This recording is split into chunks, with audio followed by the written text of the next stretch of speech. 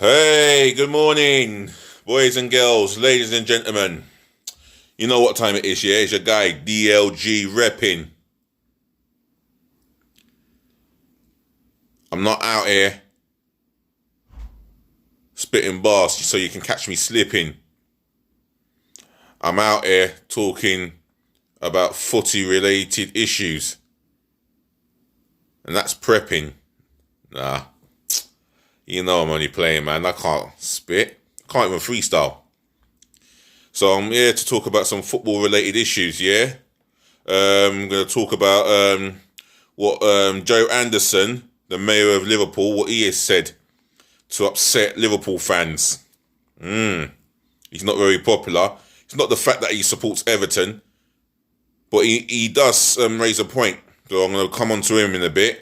I'm going to praise Brighton for their magnificent work going towards the NHS. So well done, Brighton. But first of all, I'm going to talk about what Sergio Auguro said here. It states here, he states here that he says Premier League stars are scared about being forced back into action. And why wouldn't they be scared? They're human beings. Every man, woman, youth and child who live on this planet are scared to be stepping out. Hence the reason why they're stuck indoors, like Grounded FC in full effect. But the reality is they're doing it to save lives, to protect the NHS, yeah, and to protect their lives, you know. I get that there's vulnerable people out there. I get that. But Sergio Aguero is speaking from a human being point of view. Some of us that watch football know that Sergio Aguero is world class at his job. The goals that he's got for Man City, the assist, the goals that he creates for himself. He is a world-class striker, hands down, within the top 5 world-class strikers in the world. And he spoke like a human being when he's saying that not just him, but Premier League stars are scared. So obviously, he's not talking about stars in his team. He's talking about other stars from other teams. You know, for all we know, he keeps in contact with them. We don't know who he knows really, but I'm just going by what was said. So I didn't really read too much into it. But Glenn Murray says also, yeah, it says there Glenn Murray has questioned returning branding to the prospect of wearing masks while training. Farcical. It is going to be a farcical though when you think about it, yeah? Wearing a mask while you're training. I don't know if I'd fancy that, you know. I mean, naturally, if you're doing sports, which involves a lot of running, jogging, and physical contact, etc., you're going to need to spit some fluid out, you know. That is natural for a footballer. They spit fluid out onto the pitch, which is always natural. I don't get this farcical at all. I just don't understand it.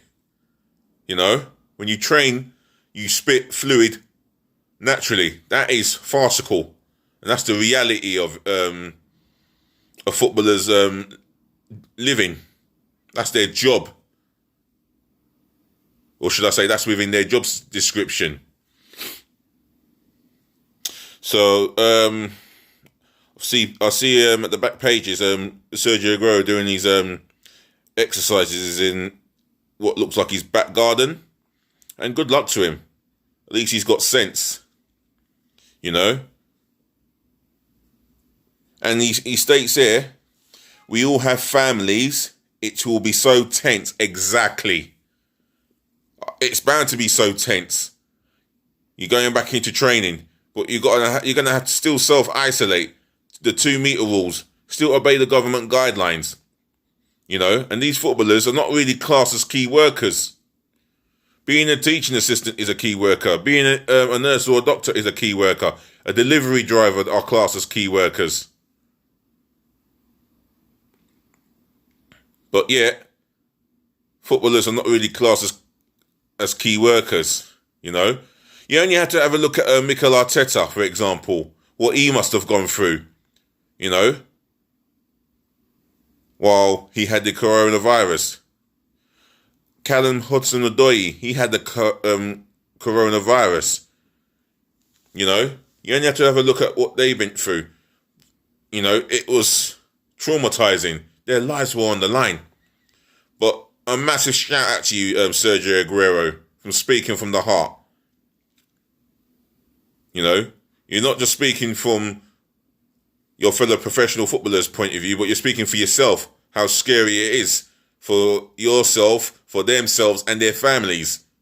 Real talk. So a massive shout out to you, Sergio Auguro, for speaking on this pandemic situation. So moving on, Liverpool's mayor Joe Henderson. So it states here that Liverpool hit back at City Mayor Joe Anderson after he claimed the Premier League should be called off. Now, he's only saying that because lives are at risks, and it's a global situation that he's relating this from, which is true.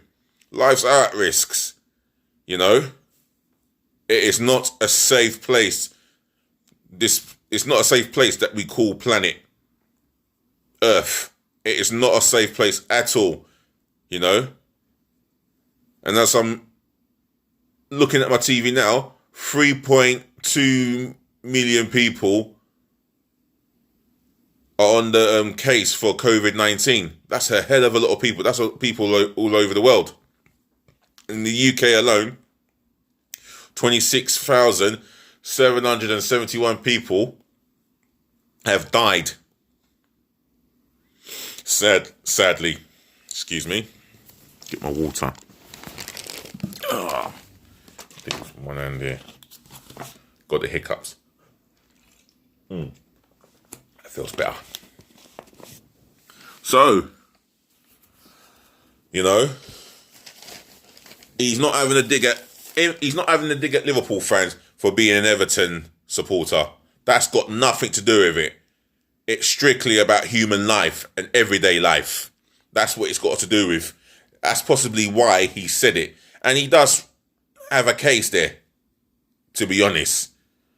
However, we all want to see football back as soon as possible. You know, regardless of who you support, what team you like and what team you hate, that is irrelevant. You know, that's so irrelevant. The FA, have got to do some serious thinking. Why are they all of a sudden coming to a meeting today? I mean, they need to do some serious thinking. I mean, I've been watching Sky News since the last 3-4 weeks, and 26,771 human beings have died because of the coronavirus. Now, as the death rates are going up, we in the UK could have the highest death rates in Europe going, because it's speeded up. You know, all right. Give a shout out to Boris Johnson for coming out on Monday and speaking in his conference at 5:00. However,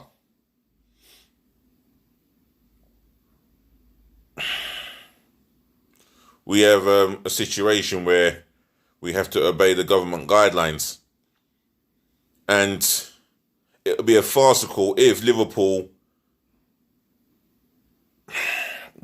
do get the opportunity to play the games behind closed door like every other team in the Premier League, and they finish off the job, but it's all going to be behind closed doors. Now, I'm not going to be a fan of it.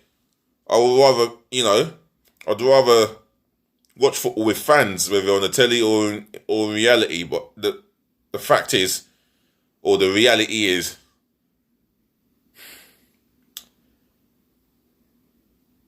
it is not safe at all. The world is not a safe place whatsoever. And by stating that you want the Premier League to continue, you don't know how many lives are going to be put at risk. I mean, supposing, the Premier League resumes on the 9th, and come the 10th, it's announced on the news that a current Premier League footballer, for example, has died, or a current EFL footballer has died. This is where the Football Association have got to do some serious thinking. If I'm being honest, you guys in the Football Association, you need to think twice. I'm talking to the likes of you, Richard Scudamore, and your other mates in that boardroom. You've got to think twice. How are they supposed to cope? But if we do go back to normality, and me being a football steward, I fear that any Oriental player that trades and plays in the Premier League for a living could come under the subject of racial abuse. And that, for me, is totally wrong. And one, as a steward, has to keep an eye out for the odd idiots. Let's be real. They are the odd idiots. I'm not singling one club. I'm singling every club in the world of football has a section of fucking idiots. Let's be real.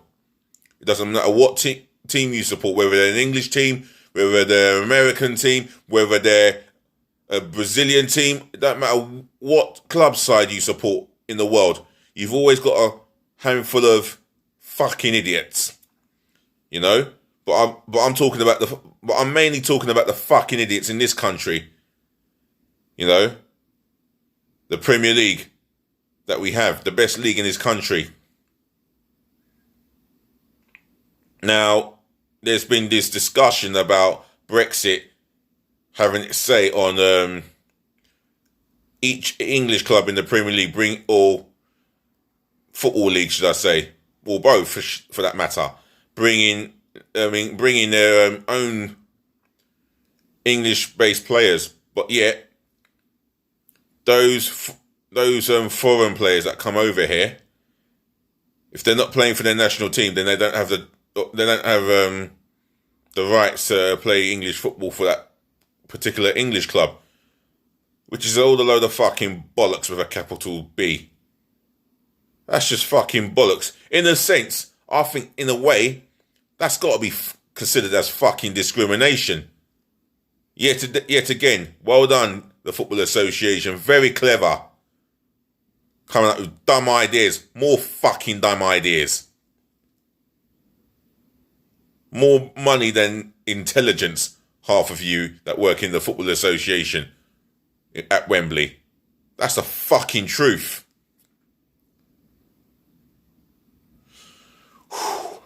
But then again, if you got anything to say about the Football Association, or what Aguero has said, or what Joe Anderson has said on Liverpool,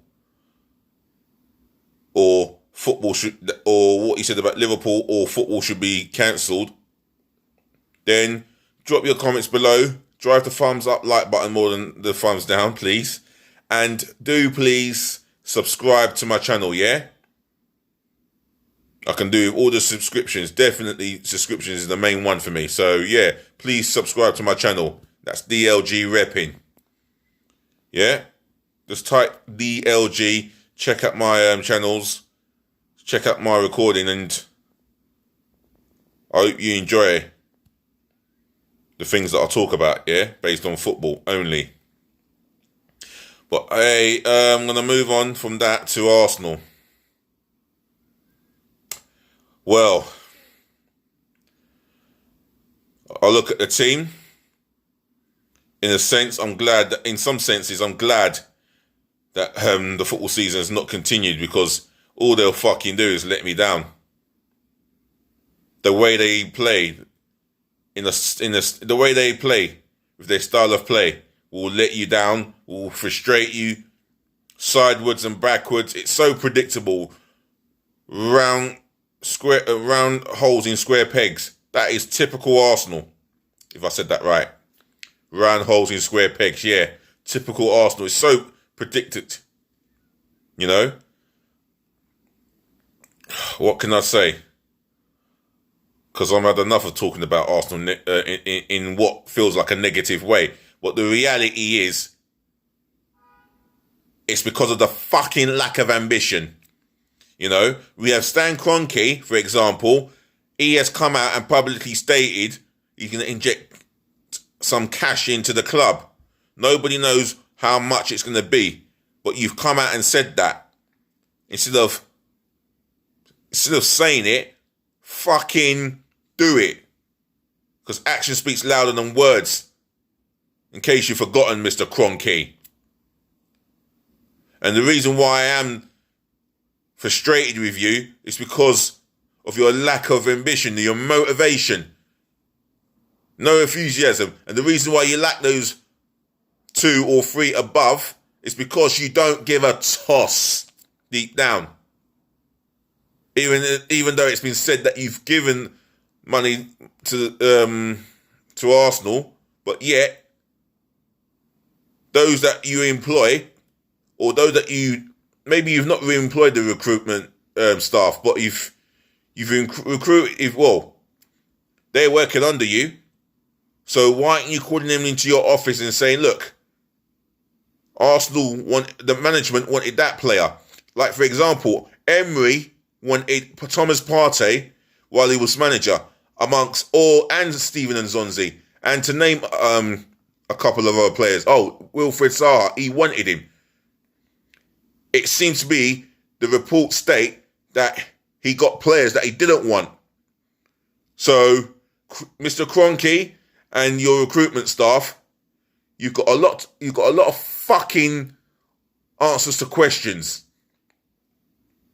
And we deserve to hear the truth. Because we pay our money for merchandising, such as the kits, such as tickets, etc. So we deserve an explanation to why we've got average players putting on the shirt and performing poorly for Arsenal while representing that badge. We deserve an explanation. Because it's disgusting. Fucking disgraceful. And it's not fair on us fans. And then you got the other guy, Raul Sanlihi. He's publicly stated that we've got no money. How do you fucking come to this conclusion, Raul? It's fucking mind-boggling. Seriously. It's fucking mind-boggling.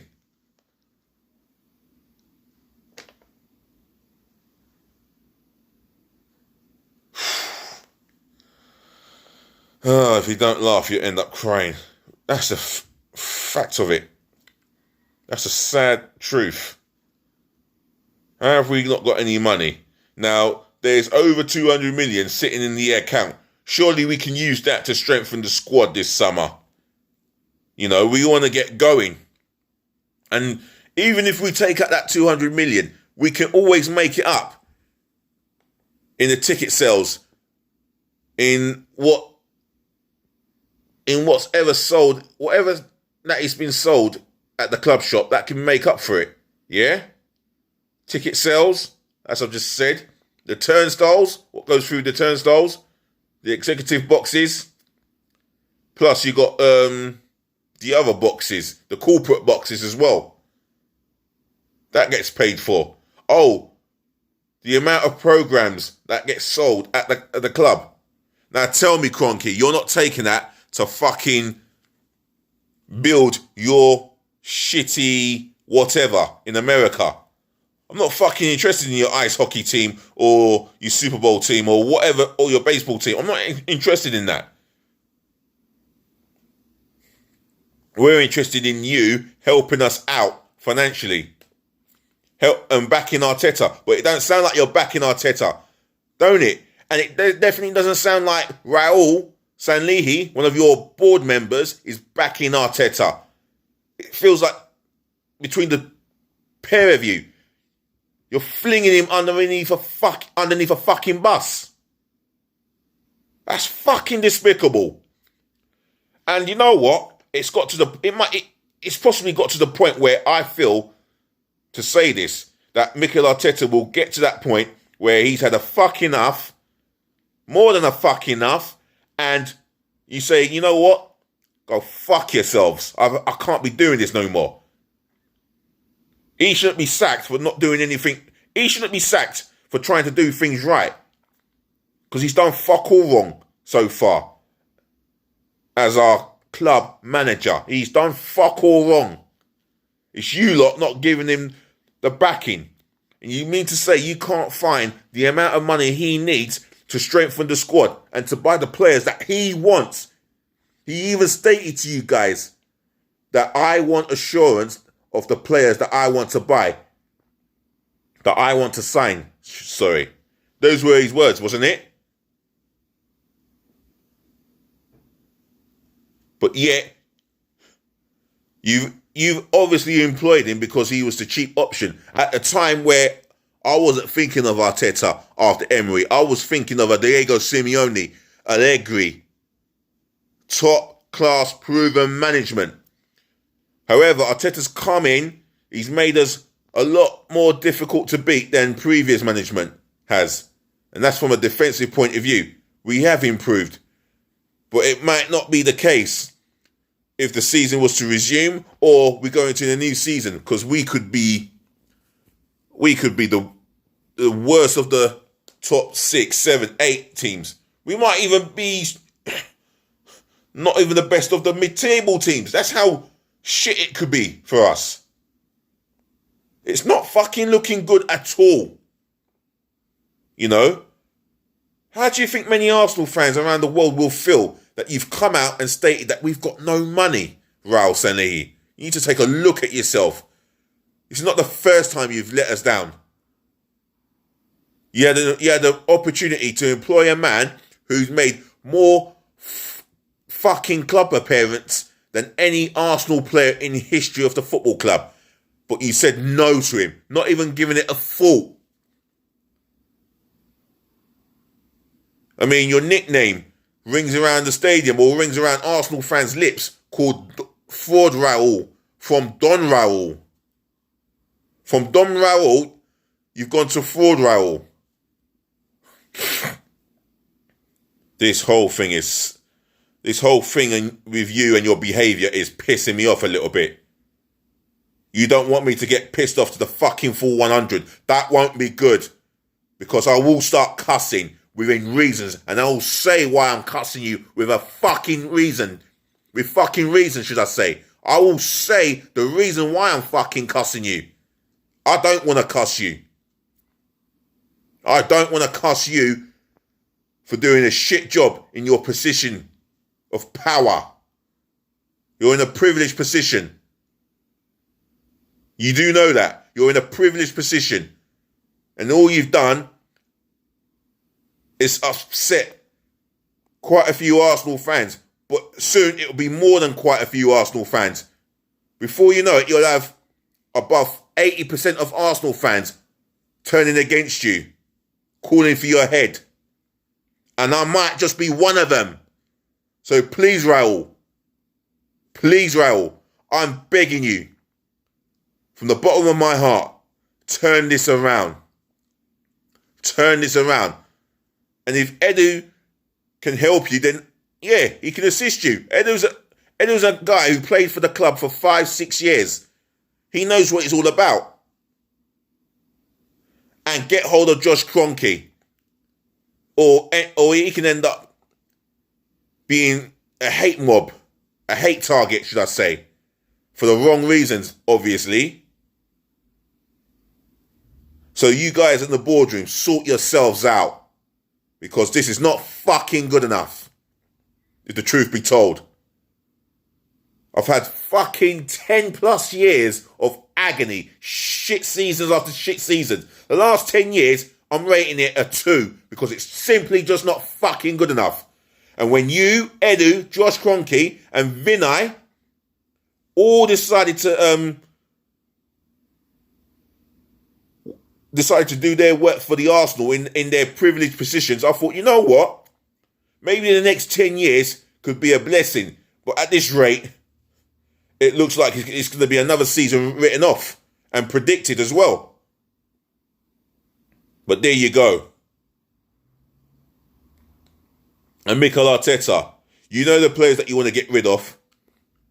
We support you, and I salute you for publicly coming out and stating that you want to get rid of 9 players. And if the reports are led to be true, then I salute you and I'll back you.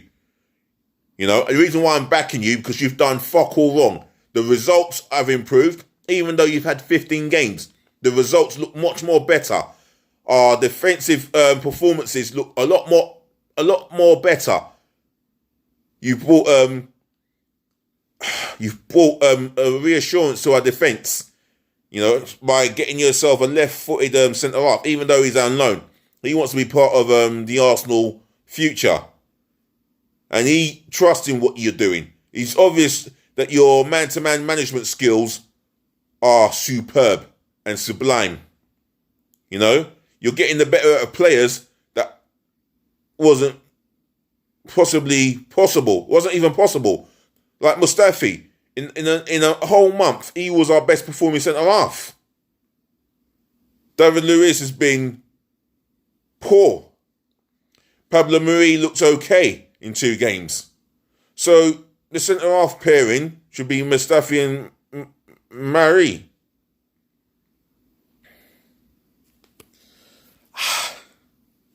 However, that's my rant over about Arsenal, because I can get more vex. And it ain't no fucking joke either.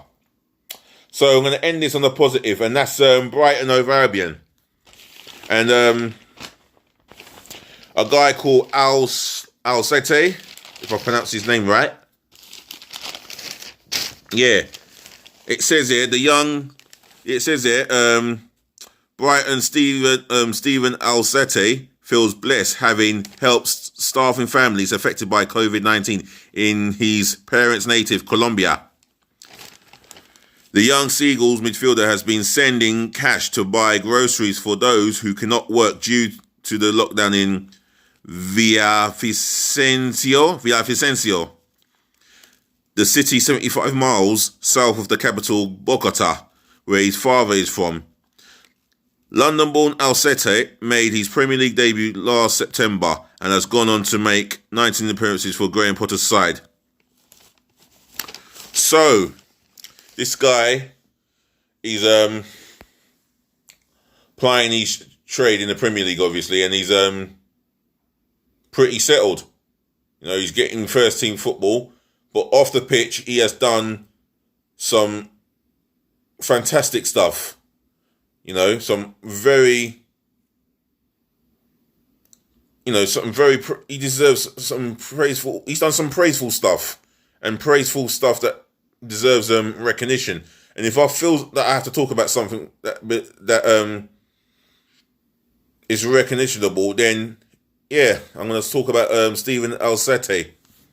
And it states here, the 21-year-old said it means a lot to help people, especially now during lockdown, as they will need it even more. I am blessed to be in a position where I can help others in the need during such a hard time, which is good, because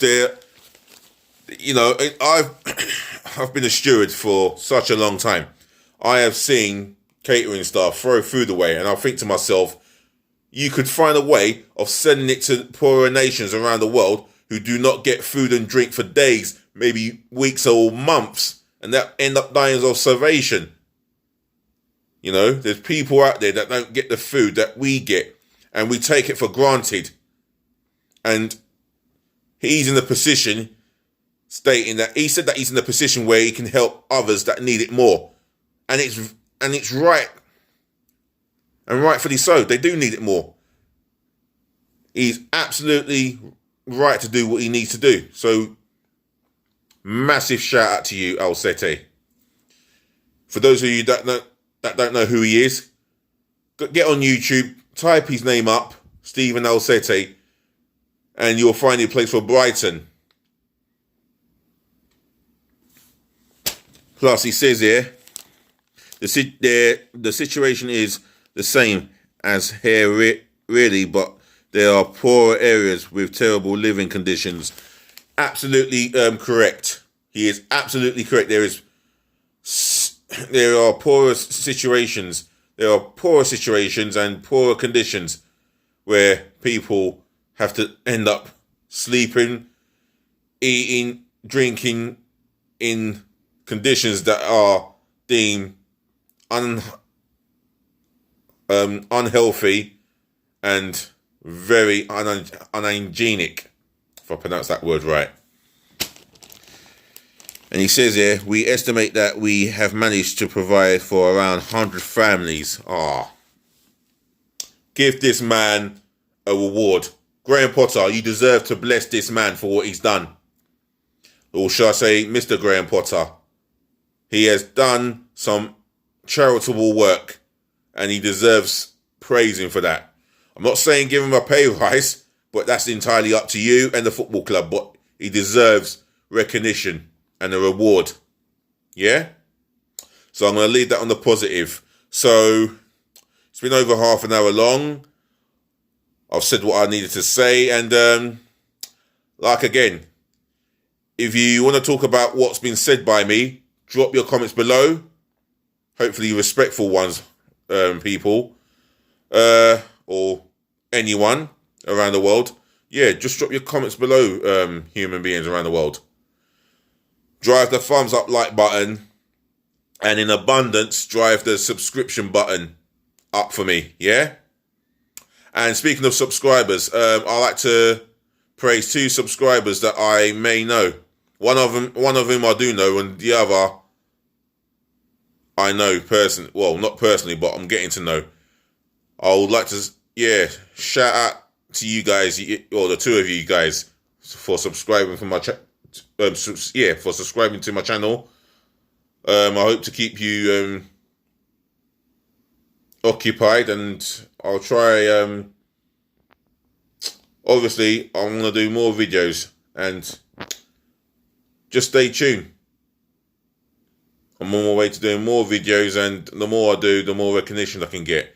And all you can do is recommend my channel to your friends and your families. But other than that, you 2 subscribers, thanks for the subscription, and you deserve a shout out. So praising where it's thoroughly deserved. Other than that, this is your guy DLG Reppin. I'm out of here. Have a nice day, and I'll be back hopefully this afternoon or in the evening. Thank you. Peace, bless, and love.